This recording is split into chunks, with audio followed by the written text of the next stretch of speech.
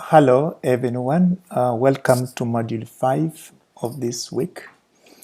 Module 5 is about the voluntary sector today. I want you to watch this video which basically explains the difference between public sector and private sector to understand what social welfare is in terms of the comparisons between private and public. So, what are the learning objectives for this week? There are 4 areas that I want you to pay attention to. First, understand the interaction between non-profit sector and the social welfare public sector. So the chapter basically discussing about the role of private sector in welfare provisions and the public welfare provisions. So understand the difference between those two roles, and I think watching that video just I mentioned earlier would help you a little bit. The second objective is to appreciate the role of non-profit agencies in addressing problems that marginalized communities face. We are going to look at who is marginalized and what are these marginalized communities. You will understand the role of voluntary sector in assisting marginalized communities. 3, understand the composition of the voluntary sector. In other words, when I ask you what is a voluntary sector, what is it composed of? You should be able to name what it is. And finally, analyze why recent US administrations have strengthened the voluntary sector to varying degrees. In other words, that we have this heightened or increased push towards voluntary sector away from public assistance. Understand why is that so. So, what's the voluntary sector? At the heart of this is basically 3 things. We have the private, the non-profit organization, and sometimes corporations. They are ubiquitous at the local level, meaning that they are commonly seen at the local level. They are everywhere at the local level. And why is that important? It's important because, as we are going to see ahead, is that the local agencies understand the problems that the local people face. And so when you want to set up an agency, you set up an agency that is going to address local problems. That's why they're commonly or they're ubiquitous. In the 21st century, we have these welfare professionals, and we're going to be thinking about who is a welfare professional. We are going to discuss that later on. But they are increasingly reassessing the capacity of voluntary sector to meet the nation's social welfare needs. What does it mean? In other words, the people who have been, expecting the New Deal, the provision of services by the government, not the private sector, are questioning whether indeed social welfare as we know it can meet the needs of the welfare of the people. Can we really rely on the kindness, if you will, of people to be assisting those that are marginalized, other than having proactive government interventions? And lastly, because of that, we know that there's a shift from relying on public social services that has a function. It's intentional. There's an intentionality in it, that the US government or the US thinking is more conservative, that government should not be providing services to the people, but the individuals, agencies, private organizations should be doing that. So that's basically what the voluntary sector is talking about. So how did we come to be here? What's the history of the voluntary sector? We have been having a shift in the shouldering of the burden of social welfare from explicitly being provided for by the government to the private sector. And this has been moving from the time of Reagan administration, the 80s, where President Reagan essentially appealed to the charitable impulses of Americans. In other words, he argued that Americans are very generous people. Americans are very charitable people. Americans are very religious people, as we mentioned earlier on in the passing model. So he said, well, let's appeal to the charitable uh, impulse of Americans to help fellow Americans. When George Bush took over from Reagan, he extended that kind of thinking. So there has been this conservative imprint in how we view the social welfare in the United States. So some would argue in that particular thinking that when you rely on voluntary sector to solve social problems, as I mentioned earlier, this is problematic because the voluntary sector, especially during the times of hardships, when the market is not doing very well, when the economy is not very strong, when there's unemployment, you realize that donations and provisions to social agencies start drifting. They're not that strong. And so because of that, some argue, surely should you rely on private donations, private sector to provide social services or not? So the structural interest within the social welfare system. The voluntary sector is the first modern welfare institution. What do we mean by that? That if we can call welfare system in the United States as quote unquote a welfare system, then we can look at the voluntary sector as that particular modern institution. And these institutions, as I said below, comprises of three categories. One category is state and federal programs of the public sector. In other words, part of social welfare is provided for by the state and federal government. The second category of social welfare provision is private practices of professional entrepreneurs. We are going to, look more into that. And then the third part is the corporate sector. All those three arms together, cooperatively, can be said to provide social welfare in the United States. However, David Stoesz, who is the co-author of the textbook that we are using, that is Karger and Stoesz, categorized 4 ways in which we can be able to identify the provision of social welfare in the United States. The first category is traditional providers. We are going to look at who traditional providers are. The second category is the welfare bureaucrats. The third category is clinical entrepreneurs. And the fourth category is human service executives. Now, in your quiz, you are going to be asked about the role of each, or you are going to be given a scenario, and then you will be asked who will be most maybe generous to looking at social welfare in that particular format.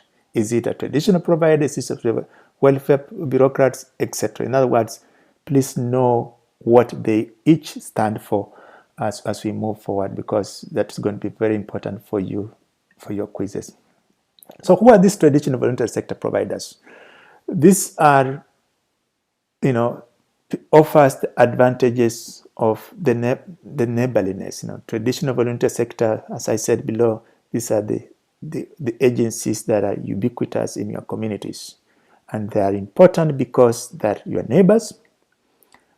They reaffirm your community values. In other words, if you as a community feel that we have a problem of homelessness, for example, then you may establish a 501c3 homeless shelter, because you think that people having homes or housing or a place to take shelter is a good value. They are concerned for the community. They do it for no personal gain. In other words, they don't have profit for it. They don't do it for profit. They therefore advocate for local priorities. So if I asked you, is that the one category that advocates for local priorities is A. Is it traditional volunteer? Is it bureaucrats? Then you should know what traditional volunteer sector does compared to the rest. How about the welfare bureaucrats? Who are welfare bureaucrats? The welfare bureaucrats are the people who wanted welfare maintained or the way it was conceived during the time of FDR in the New Deal. And the government should be able to provide these services for her population. We know that the welfare bureaucrats has been in decline since the mid-1980s, as we just mentioned about the Reagan administration. Their role is that they advocate for centralized system of delivery. In other words, we should have a centralized universal healthcare system, for example. We should have a centralized education system, as an example. Those are welfare bureaucrats. When you do that, it's only the government that can be able to provide and deliver efficient and coordinated programs. You cannot rely on private agencies because private agencies can discriminate, but government by law is expected to serve everyone the same. They view federal intervention as very legitimate and necessary. So maybe the liberals would prefer this more than conservatives.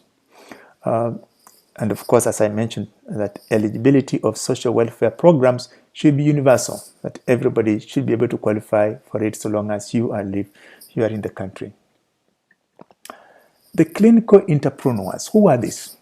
Clinical entrepreneurs, these are chiefly social workers, psychologists, and physicians. They work for themselves, they're licensed, they rely on professional monopoly and non-interference, or so-called gatekeepers. In other words, if you are a social worker, you want a clinical social worker to call himself or herself a clinical social worker. And you are not going to allow someone who doesn't have that certification to call themselves. So there's almost like gatekeeping. Of course, we can have a lot of discussions about gatekeeping and why that's necessary. They set fee for service. So for you have to know the difference between clinical entrepreneurs, bureaucrats, and other categories that I've just mentioned. How about human service executives? Who are these? The human service executives are salaried employees who are working for these big corporations, for example, nursing homes, home cares. They advance market strategies in promoting social welfare. In other words, that social welfare should not just provide for free. They should be able to be competitive as a market. You should have fee for services, and then there should be some competitive. That's why you have some kind of nursing homes that are franchise in the country. They would advocate for licensing for social workers to invoice Medicare and Medicaid for services. I think that's I recall quick quiz question. And why would they advocate for social workers to invoice Medicare and Medicaid? Of course, these are for profit, and social workers charge relatively less compared to psychologists or psychiatrists. So they would advocate for social workers compared to these other professions. As I mentioned earlier on, what are the marginalized interests? Well, marginalized interests or people who are marginalized are people who have no attachment to the social structure. They have no power. They usually represent special populations that have been ignored or historically ignored or excluded or oppressed, or they're not the mainstream. Those are some of these examples of marginalized interest. African Americans, poor women, LGBTQ, you know them, name them, all of them. Typically, they have not had the same opportunities. They have been denied social justice. And so as social workers, maybe this is where you need to focus more. You are expected to pay attention to marginalized interests. How come the interests of the marginalized are not all the time taken into account? Well, because they don't have power, they don't have money, they're not at the table, they don't make policies. You, as a social worker, you are expected to advocate for them, to lobby for their interest. And that's why it's very, very important to understand policy, simply because if you do not know the policies that are supposed to serve these people, then working with them or for them is not doing justice to the profession or to the people that you work with. The voluntary sector. The whole topic chapter is about the voluntary sector. The voluntary sector make claims to the social order by seeking benefits through governmental programs. In other words, they get contracts from the government in order to provide services to the needy. Well, that model can have some problems, because you have seen how the voluntary sector sometimes is ill managed. There's misappropriation of funds. Sometimes there can be corruption. So benefits have to be monitored by the welfare state as such. There's always sometimes an ideology that those agencies have while they're providing services. For example, if you are an agency, a voluntary organization like Catholic Charities, maybe you could have some parameters that you may not serve certain population. Well, the government has stipulated that if you are receiving public funds, you cannot deny services to the populations. That's why affirmative action has been very helpful on this. So what is the forgotten sector? Basically, the forgotten sector, we can look at it in terms of the voluntary sector. It can be looked at as a forgotten sector. It plays a very important part in the social welfare delivery. After the New Deal, theoreticians expect government to dominate in creating an administrative social welfare state. Well, that didn't happen. The voluntary sector became very dynamic, especially in the 1980s when it was promoted by various administrations. It was embraced by the Republican Party, and even still now we are still fighting the same battles, where we now hear that we need Medicare for all, we need universal health care, because the New Deal did not take that into account.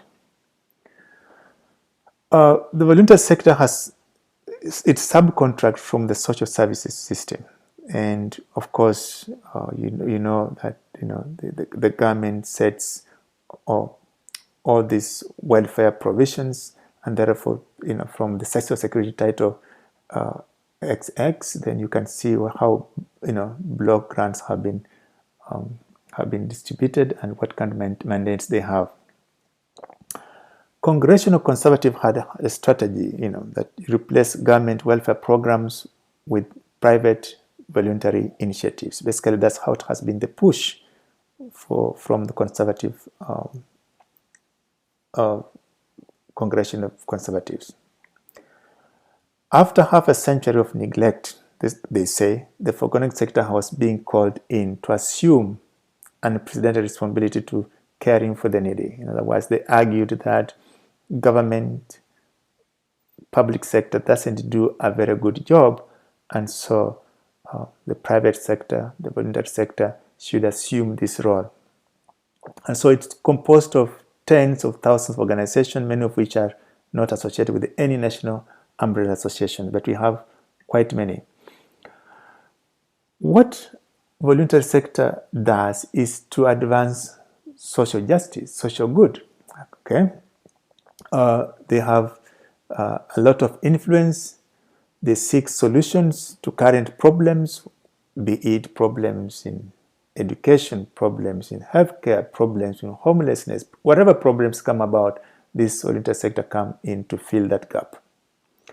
John W. Gardner basically said virtually every far-reaching social change in our history has come in the private sector. The abolition of slavery, the reforms of populism, child labor laws, the vote for women's civil rights. In other words, he was arguing that the government doesn't solve problems. Only private sector does. And examples are these. So let's have the private sector, the voluntary organization, doing the social welfare provision.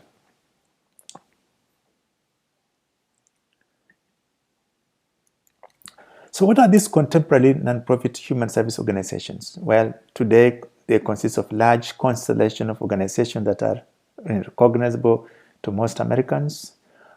When you look at on your book page 134, you're going to see the net emergency of these corporations in the US compared to developing countries.